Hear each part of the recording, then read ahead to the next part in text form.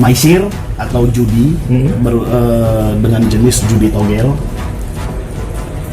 Satu atas nama Zulkifli alias Penden yang dihukum diputus Mahkamah Syariah dengan hukuman cambuk 15 kali cambukan, tetapi karena terpidana sudah menjalani penahanan sementara sebanyak 3 bulan, maka dipotong sebanyak 3 kali.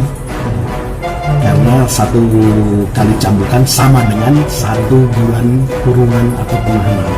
Jadi dia tadi dicambuk sebanyak 12 kali.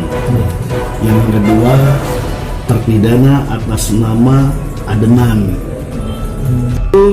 12 kali, yang juga sama dipotong dengan masa penahanan sementara sebanyak 3 bulan, sehingga yang bersangkutan dicambuk sebanyak 9 kali. 12 dikurang 3, 9 kali. Yang lain juga gitu, atas nama Ayub, atas nama Amiruddin, atas nama Akhir, atas nama Jul Khairi adalah terpidana kasus pelecehan seksual. Divonis oleh Mahkamah Syariah sebanyak 30 kali cambukan.